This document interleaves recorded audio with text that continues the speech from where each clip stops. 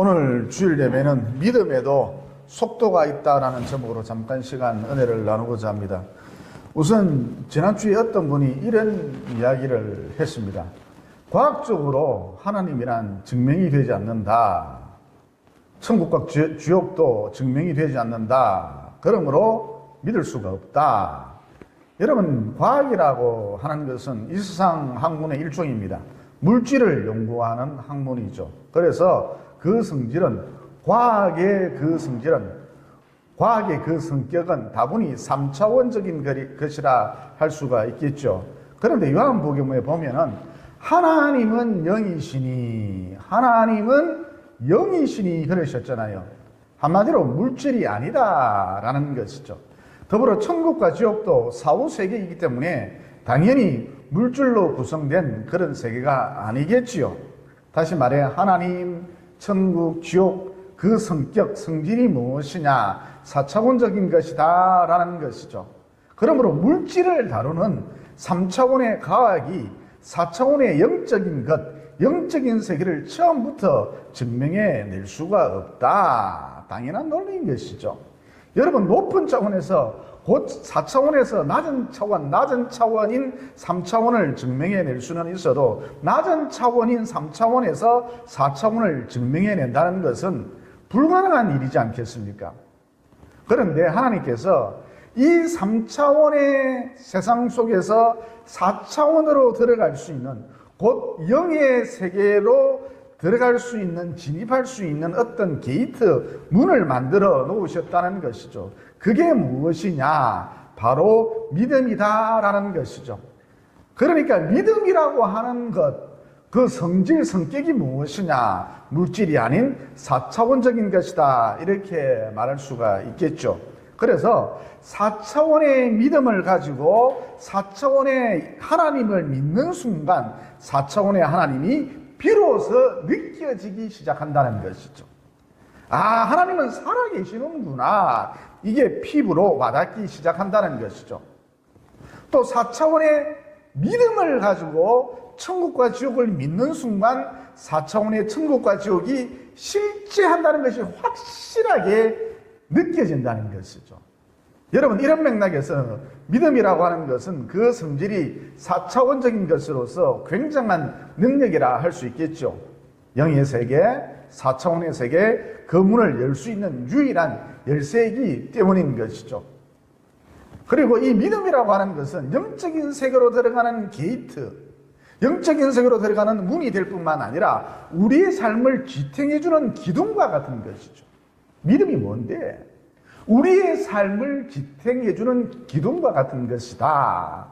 예를 들어서 여러분, 인간관계에 있어서 제일 기본적인 관계가 무슨 관계죠? 부부관계, 연인관계라 할 수 있는데, 흔히들 사람들이 이런 식으로 얘기를 하죠. 서로 이해를 해서. 여러분, 우리는 참 이해하는 것을 좋아하죠. 서로 이해를 해서, 충분히 이해를 해서 더 나은 관계로 발전시켜 나가자, 그러지 않습니까?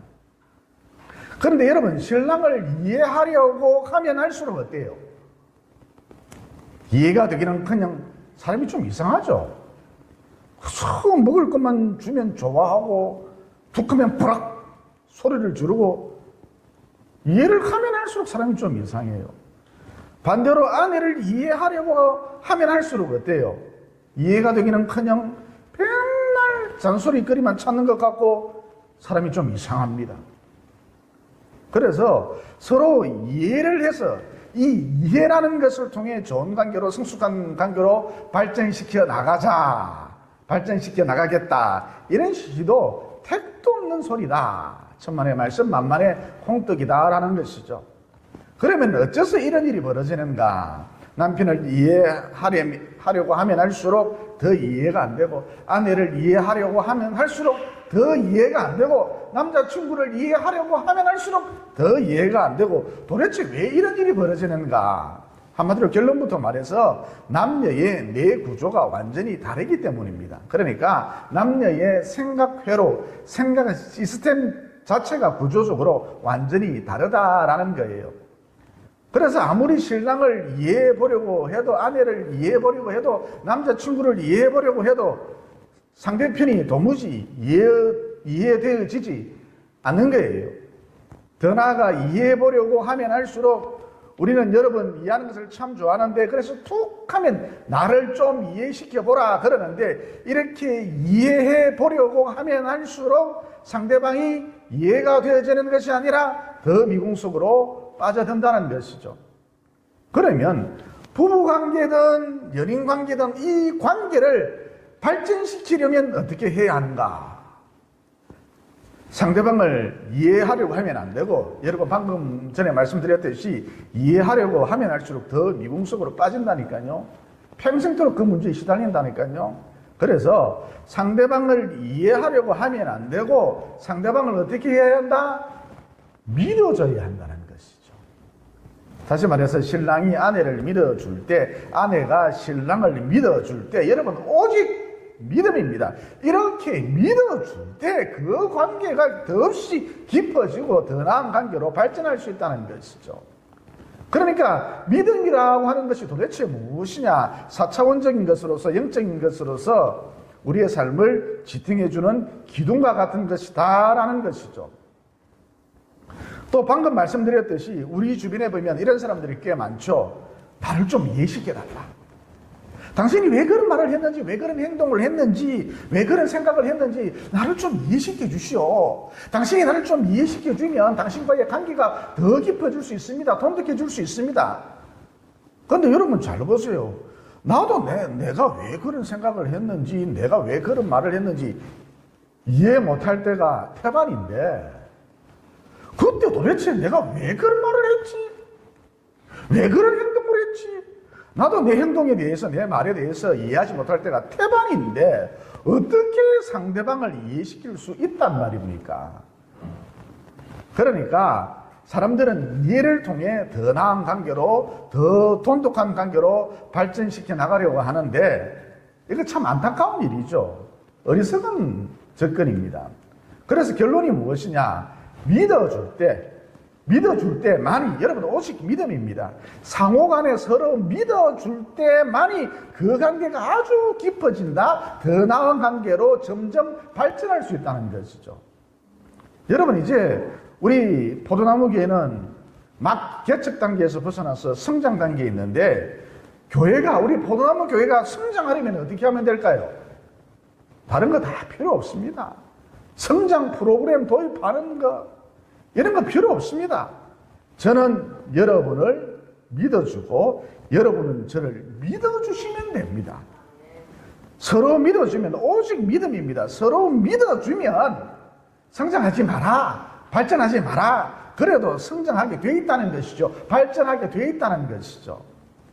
그래서 여러분 이런 말이 있죠. 교회는 싸우지만 않아도 성장한다. 그러면 여러분 이 대목에서 성도들이 왜 종종 교회에서 싸울까요? 왜 싸울까요? 결론부터 말해서 서로 이해하려고 하기 때문입니다. 김 집사가 왜 저런 행동을 하지? 김 집사가 왜 저런 말을 했지? 자꾸 이해하려고 하니까 싸움이 난다는 것이죠. 자기 생각에는 김 집사의 말이, 김 집사의 행동이, 생각이 도무지 이해가 안 되거든요. 그래서 서로 자꾸 다투게 되는 거예요. 마찬가지로 김 집사도 여러분의 생각과 말이, 행동이 이해가 가지 않을 때가 태반입니다. 속으로 이 집사가 도대체 왜 그러지? 정 집사가 도대체 왜 그러지? 소 집사가 도대체 왜 그러지? 그러고 있다는 것이죠. 그러니까 이 이해라는 것을 가지고 자꾸 접근을 하면 분쟁이 생길 수밖에 없다는 것이죠. 그러면 분쟁을 멈추고 성장하려면, 서로 돈독해지려면 어떻게 해야 하는가? 상호간에 서로 믿어줄 때만이 성장한다, 발전한다, 돈독해진다는 것이죠. 그러므로 믿음이라고 하는 것은 무엇이냐? 4차원적인 것으로서, 영적인 것으로서 우리의 삶을 지탱해주는 기둥이다라는 이 진리를 붙드시고, 우선 하나님을 믿어. 믿으면 하나님 피부로 느껴집니다. 우선 하나님을 믿어서 하나님을 피부로 느끼면서 하나님과의 관계도 성장, 발전시켜 나가시고, 또 신랑은 아내를 믿어주고 아내는 신랑을 믿어주고, 또 김 집사는 이 집사님을 믿어주고 이 집사는 김 집사님을 어떻게 믿어주고, 이렇게 서로 믿어줌으로써 관계를 더욱 돈독히 하는, 발전시켜 나가는, 또 우리 포도나무 교회를 성장시켜 나가는 믿음의 거장들이 모두 되시기를 예수님 이름으로 진심으로 축원을 드립니다. 그 다음 예수님께서 십자가를 지신 다음에 3일 만에 어떻게 하셨죠?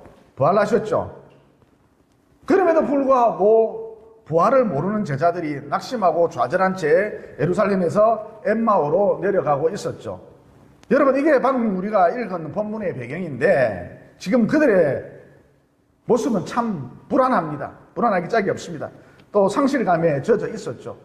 그러니까 3년 동안이나 예수님을 부지런히 따라다녔는데 그 예수님이 십자가라는 사형틀에 매달려서 맥없이 죽어버렸으니까 상실감, 허탈감, 또 미래에 대한 암담함, 이런 것들이 그들의 마음을 가득 채우고 있었다라는 것이죠. 따라서 본문을 통해서 우리는 믿는 자들의 절망을 엿볼 수 있습니다. 여러분, 이런 맥락에서 우리도 나름 믿음 생활을 잘하고 있지만 어느 순간에 기초부터 무너져 내릴 때가 얼마든지 있을 수 있다는 것이죠. 여러분, 이런 말이 있죠. 추락하는 것에도 날개가 있다. 그러니까 날고 있는 자들이, 곧 하나님에 대한 깨달음이 있는 자들이 추락도 하는 것이지, 하나님을 모른 채 그저 이 땅이 전부인 줄 알고 이 땅에 목을 메고 날아본 경험이 전혀 없는 자들은 추락하고 말 것도 없다는 것이죠. 추락하고 말고 자식할 것도 없다는 것이죠. 그러니까 믿음의 추락, 믿음의 몰락이란 좋은 것은 아니지만 아무나 경험할 수 있는 그런 것은 아니다라는 것이죠. 여러분, 본문에 등장하는 두 제자도 믿음의 추락을 경험하고 있었죠. 왜죠? 그들이 날고 있었기 때문입니다. 한때는 날고 있었기 때문입니다. 그러니까 방금 말씀드렸듯이 추락, 믿음의 몰락, 좋은 것은 아니지만 날아본 자들만이, 하나님에 대한 깨달음이 있는 자들만이 경험해 볼 수 있다. 여러분, 21절에 보면 엠마오로 내려가던 두 제자가 이런 식으로 얘기를 하고 있었죠. 우리는 이 사람이, 예수님을 말하는 것이죠. 우리는 이 사람이 이스라엘을 속량할 자라고 바랐노라. 여러분, 여기서 바랐노라, 이 단어는 미래형입니까? 현재형입니까? 과거형입니까? 바랐노라. 과거형이죠. 따라서 우선 이 대목에서 우리가 깨달을 수 있는 메시지가 무엇이냐? 내 안에 있는 믿음의 몰락, 믿음의 추락을 경험하잖아요. 그러면 현재도 없고 미래도 없고 완전히 과거형 인간이 되어버리기 십상이라는 것이죠. 자꾸 옛날 이야기만 되풀이한다는 것이죠. 그래서 엠마오로 가던 두 제자도 자꾸 과거 이야기를 했던 것이죠. 우리는 이 사람이 이스라엘을 속량할 자라고 바랐노라, 기대했었노라, 바랐노라, 자꾸 과거를 늘어놓았다라는 것이죠. 이어 그러던 중에 부활하신 예수님께서 이들을 직접 찾아오셨죠. 그리고 다음과 같이 말씀하셨죠. 왜 이렇게들 표정이 심각하니? 무슨 무거운 얘기라도 나누는 중이니? 왜 이렇게 미간을 찌푸리고 심각해? 여러분, 이 대목에서 깨달을 수 있는 메시지가 무엇이죠? 아, 우리 예수님은 찾아오시는 분이시구나. 그래서 요한계시록 3장 20절에 보면 이런 말씀이 나오죠. 볼지어다 내가 문 밖에서 두드리노니. 여러분, 이와 같이 우리 예수님은 찾아오시는 분입니다. 볼지어다 내가 너의 마음, 그 문 밖, 너의 마음 밖, 너의 문 밖에서 두드리노니 누구든지 내 음성을 듣고 문을 열면 내가 그에게로 들어가서 그와 더불어 먹고 그는 나와 더불어 먹으리라. 여러분, 반복되는 말씀입니다만 이와 같이 우리 예수님은 어떤 분이시라고요? 찾아오시는 분이십니다. 어쨌든 이렇게 우리 예수님은 엠마오로 가는 두 제자에게 찾아오셔서 믿음의 몰락, 믿음의 추락, 이것에 대해서 지적을 해주셨죠. 그래서 25절에 보면 이런 말씀이 나옵니다. 미련하고 선지자들이 말하는 모든 것을 마음에 더디 믿는 자들이여. 그러니까 예수님의 말씀인즉슨 믿음에도 무엇이 있다? 속도가 있다는 것이죠.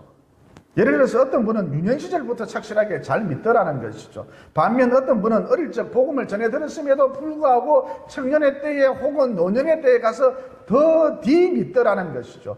여러분, 이와 같이 믿음에도 속도가 있다는 것이죠. 또 어떤 분은 말씀을 듣는 즉시 믿고 순종하는데 어떤 분은 교회를 10년, 20년, 30년 다녔음에도 불구하고 자꾸 고개를 갸우뚱거리면서 더디 믿고 그 결과 순종하기는 그냥 여전히 자아중심적인 삶을 반복하고 있더라는 것이죠.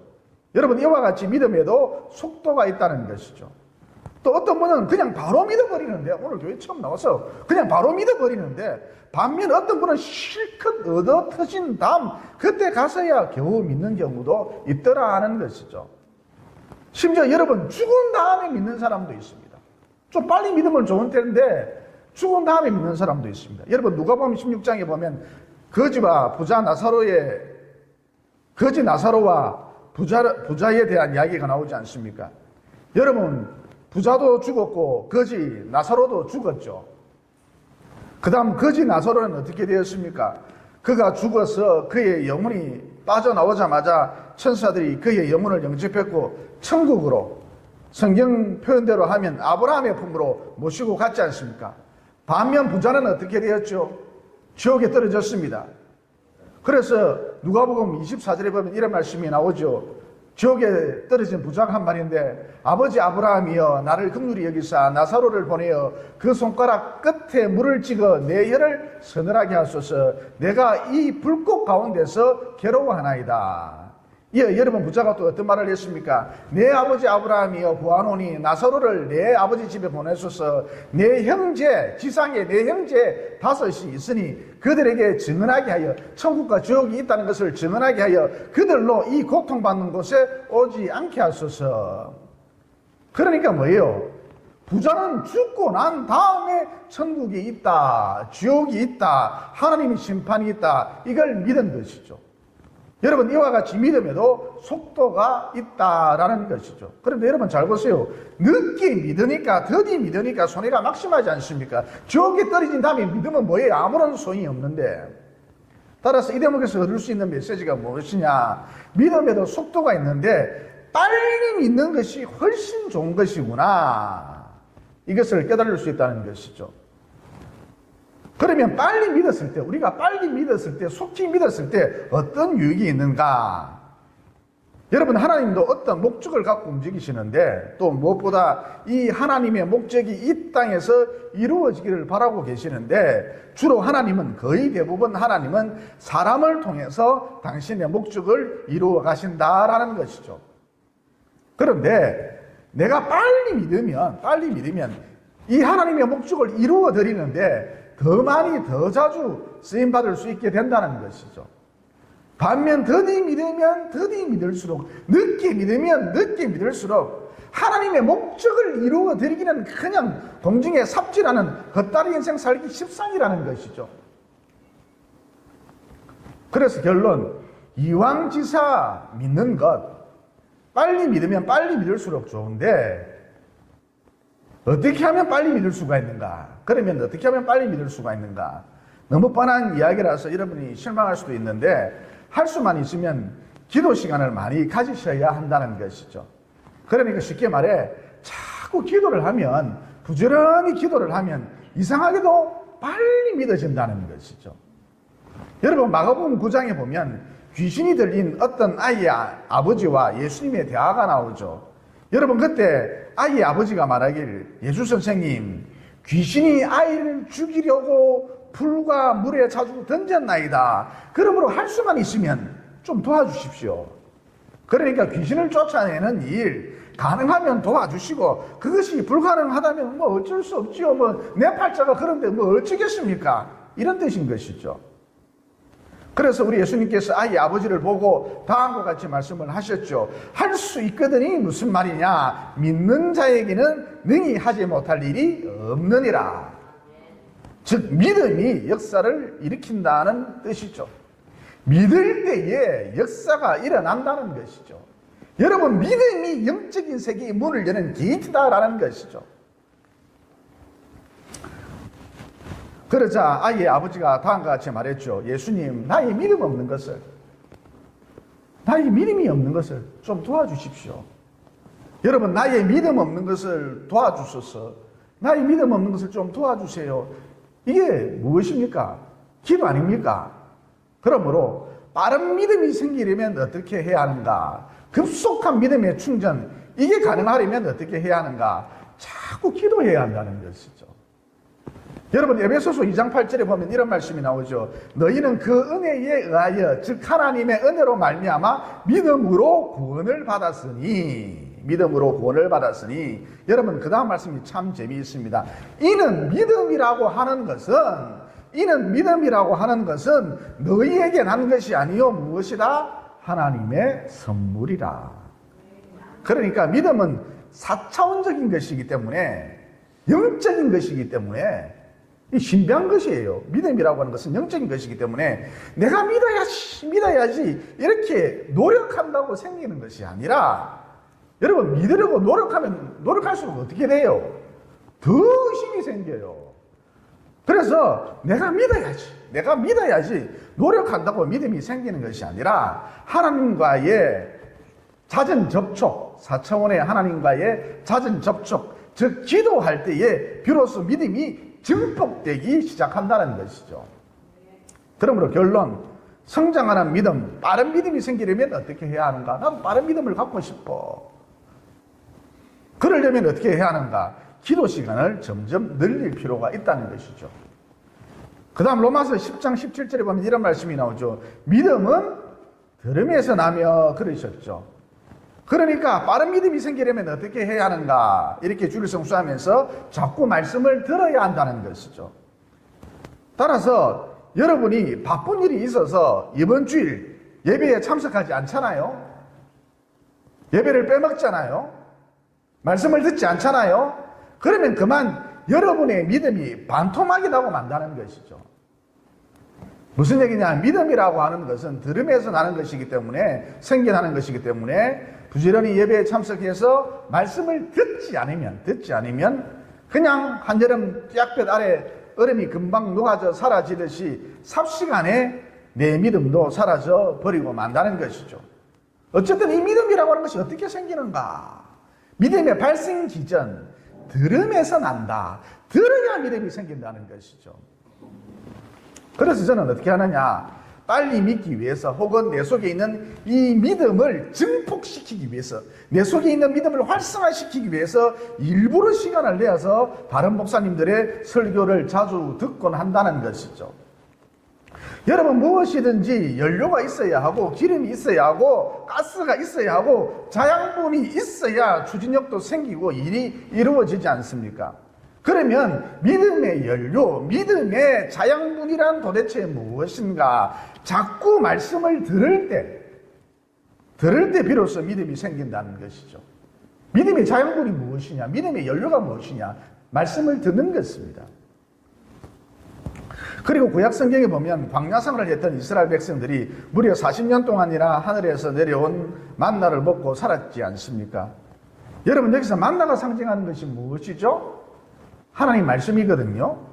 그러니까 우리 성도는 구조적으로 하나님 말씀을 자꾸 들을 때에 살아난다, 회복된다는 것이죠. 그래서 여러분, 믿음이 떨어져서 마음이 공허할 때, 여러분, 내 속에 있는 믿음이라는 이 자양분 연료가 떨어지면 그 결과 마음이 공허해지거든요. 어쨌든 이럴 때, 마음이 공허해질 때 이를 가만히 내버려 두지 마시고 자꾸 어떻게 해야 한다? 자꾸 말씀을 들어야 한다는 것이죠. 여러분, 요즘 얼마나 매체가 다양합니까? CBS, CTS, CGN, C채널, 또 뭐가 있습니까? 극동방송, 얼마나 매체가 다양합니까? 이 매체들을 통해서 자꾸 말씀을 들어야 한다는 것이죠. 그러면 이상하게도 살아난다, 회복된다는 것이죠. 다른 말로 공허감에서 벗어날 뿐만 아니라 추진력이 생긴다는 것이죠. 또 여러분, 우리가 하나님의 말씀을 자꾸 들어야 이 세상에 함몰되지 않습니다. 역류에서 거슬러서 올라갈 수 있다는 것이죠. 즉, 이 악한 세상 속에서 비로소 하나님의 뜻을 펼쳐 나갈 수 있다는 것이죠. 그러므로 믿음이란 하나님의 선물인 거로 자꾸 기도함으로, 하나님, 내 믿음 없는 것을 도와주십시오, 이렇게 자꾸 기도함으로, 또 말씀을 자꾸 들음으로 믿음의 급속한 충전, 빠른 충전이 이루어지도록 하셔서 마침내 살아나고 회복되고 추진력이 생기는 것은 물론 이 악한 세상 속에서 비로소 하나님의 뜻을 펼쳐나가는 큰 믿음의 용사들이 모두 되시기를 예수님 이름으로 진심으로 축원을 드립니다. 그 다음 고린도후서 5장 7절에 보면 이런 말씀이 나오죠. 이는 우리가 믿음으로 행하고 보는 것으로 행하지 아니함이로라. 여러분, 이 말씀 무슨 뜻이냐? 믿음의 급속한 충전, 빠른 믿음이 생기려면, 내 믿음이 확 활성화되려면 움직여야 한다, 행동해야 한다, 이런 뜻인 것이죠. 그러니까 능력이 안 됩니다, 몸도 아픕니다, 여러 가지로 모자랍니다. 그러나 그렇다 할지라도 가만히 있으면 안 되고 기꺼이 헌신의 자리로 자꾸 나가야 한다는 것이죠. 움직여야 한다, 행동해야 한다는 것이죠. 그러면 참 신비한 것이 내 안에 믿음이 증폭된다, 급속한 믿음의 충전, 이런 현상이 나타난다는 것이죠. 여러분, 병원의 의사들이 아무리 수술이 잘 돼도 환자를 보고 누워있지 마세요, 누워있지 마세요, 병원 복도라도 자꾸 걸어다니세요, 어쨌든 걸어다니세요, 그래야 삽니다, 그래야 삽니다, 누워있으면 안 됩니다, 자꾸 그러잖아요. 마찬가지입니다. 지금 상황이 안 좋고 몸이 안 좋아도 기꺼이 헌신의 자리로 나가야 합니다. 행동해야 합니다. 움직여야 합니다. 그래야 비로소 믿음이 생긴다. 빠른 믿음의 급속한 충전, 믿음이 활성화된다는 것이죠. 그래서 결국 어떤 현상이 나타나느냐? 이전에는 먹고 사는 문제를 놓고 기도를 했는데 이제는 끝까지 헌신의 자리를 지키게 해달라고, 곧 사명을 감당하게 해달라고 기도한다는 것이죠. 즉 먼저 그의 나라와 그의 의를 구하는 쪽으로 기도의 질, 기도의 순도가 점점 높아지죠. 다시 말해, 내 안에 믿음이 생기고 믿음이 충만해지면, 활성화되면 이상하게도 사명에 목숨을 거는 그런 삶을 갈구하기 시작한다는 것이죠. 믿음이 생기면 기도의 내용이 달라집니다. 참 희한합니다. 믿음의 순도가 높아져요. 그 다음 어떤 현상이 나타나느냐? 우리가 행동할 때, 움직일 때, 헌신의 자리로 나아갈 때에 어떤 일이 생기느냐? 질병이 떠나거나, 여러분 헌신할 때 질병이 떠납니다. 질병이 떠나거나 혹은 병은 그대로 있는데 헌신할 때에 이를 감당해낼 수 있는 힘이 생기거나 용기가 생기거나, 또 헌신할 때에 이를 완벽하게 수행해낼 수 있는 능력, 곧 일처리 능력, 즉 지혜가 생기거나, 헌신할 때에 사업의 문이 열리거나, 이런 식으로 헌신할 때에 강력한 성령의 기름 부으심이 있다는 것이죠. 여러분, 헌신할 때, 행동할 때, 움직일 때에 이런 놀라운 일이 벌어진다는 것이죠. 그러면 그 원리가 무엇이냐? 여러분, 마태복음 6장 33절에 보면 이런 말씀이 나오죠. 그런즉 너희는 먼저 그의 나라와 그의 의를 구하라. 즉 바른 사명을 감당해라. 사명 여기에 목숨을 걸어라. 사명을 이루기 위해서 기도하라. 그리하면 이 모든 것을 너희에게 다 주리라. 여러분, 바로 이런 원리 때문에 헌신할 때, 행동할 때, 움직일 때에 방금 말씀드린 대로 이런 놀라운 일들이, 신비로운 일들이 벌어진다는 것이죠. 그래서 결론, 빠른 믿음, 급속한 믿음의 충전이 이루어지기 위해서는 행동하라, 움직이라, 헌신하라. 여러분, 이렇게 살 때 방금 말씀드렸듯이 내 삶 가운데 성령의 기름 부으심이 있다. 플러스 이 모든 것이 되어야지는 축복이 따른다라는 것이죠. 그러므로 어찌하든지 자꾸 헌신의 자리로 나아감으로써, 행동함으로써, 움직임으로써 믿음의 급속한 충전이 이루어지고, 더 나아가 이 모든 것이 다하여지는 참으로 복된 남은 여생 보내시기를 예수님 이름으로 진심으로 축원을 드립니다. 덧붙여서 우리가 빠른 믿음을 가지기 위해서는, 곧 급속한 믿음의 충전, 이게 가능하려면 앞서 말씀드렸듯이 자꾸 기도하고, 또 어찌하든지 자꾸 말씀을 들어야 한다, 또 행동해야 한다, 헌신의 자리로 나오라 그랬습니다. 그런데 여러분, 우리가 이렇게 살면 나도 모르게 내가 뜨거워진다라는 것이죠. 기도하고 헌신의 자리로 나오고 자꾸 말씀을 듣고 하면, 그전에는 내가 냉랭했는데 내가 어떻게 된다? 뜨거워진다라는 것이죠. 그래서 32절에 보면 이런 말씀이 나오죠. 그들이 서로 말하되 길에서 우리에게 말씀하시고 우리에게 성경을 풀어주실 때에 우리 속에서 마음이 뜨겁지 아니하더냐. 이게 그들이 어떻게 했죠? 마가의 다락방에 모여서 간절히 기도하지 않았습니까? 120명의 다른 제자들과 함께 모여서 간절히 기도했지 않습니까? 즉 더 큰 뜨거움을 사모했던 것이죠. 그래서 급기에 어떻게 되었습니까? 그들이 세상에 나가서 복음을 전했더니 뜨거움을 안고, 이 사람들 참 냉랭한 사람들이었는데, 예수님의 제자들 참 냉랭한 사람들이었는데 예수님을 만나니 뜨거워졌습니다. 말씀을 들으니 뜨거워졌습니다. 이 뜨거움을 안고 세상에 나가서 복음을 전했더니 하루에 3,000명이나 되는 사람들이, 5,000명이나 되는 사람들이 예수님을 믿었고 회개하는 놀라운 역사가 나타났죠. 쉽게 말해서 세상이 뒤집어졌다는 것이죠. 여러분, 우리도 마찬가지입니다. 많은 사람들이 시대를 탓하고 환경을 탓하고 형편을 탓하는데, 여러분, 이런 것을 탓하지 말고 내 안에 뜨거움이 없다는 것, 이것을 정말 안타까워해야 한다는 것이죠. 다시 말해, 문제의 원인은 외부에 있는 게 아니라, 여러분, 우리는 자꾸 남 탓을 하는데, 툭하면 환경 탓을 하는데, 문제의 원인은 외부에 있는 게 아니라 바로 내 안에 있다는 것이죠. 즉 내가 냉랭하니까, 내가 차가우니까, 내가 냉소적이니까 항상 문제가 발생하는 거예요. 더 나아가 내 주변을 모두 죽여놓습니다. 쎄하게 만들어 놓죠. 그러니까 모든 문제는, 정작 문제는 내 안에 뜨거움이 없다라는 것이죠. 그리고 여러분, 내가 뜨거워지면요, 지금 이 걱정거리들, 문제거리들 더 이상 문제로 보이지 않습니다. 담대해지죠. 그래서 거침없이 위대한 하나님의 목적들을 이루어 나가는데 더 마음이 더 자주 쓰임받게 된다는 것이죠. 여러분, 내 속이 뜨거우면 이런 일이 벌어진다는 것이죠. 또 무엇보다 나와 내 주변을 모두 살려놓습니다. 그들의 가슴 속에도 불을 던져주는 그런 사람이 된다는 것이죠. 여러분, 내가 뜨거워지면 이런 일이 벌어진다는 것이죠. 그러므로 반복되는 이야기입니다만 부지런히 기도하십시오. 부지런히 말씀을 들으십시오. 몸살이지 말고 헌신의 자리로 자꾸 나오십시오. 행동하십시오. 움직이십시오.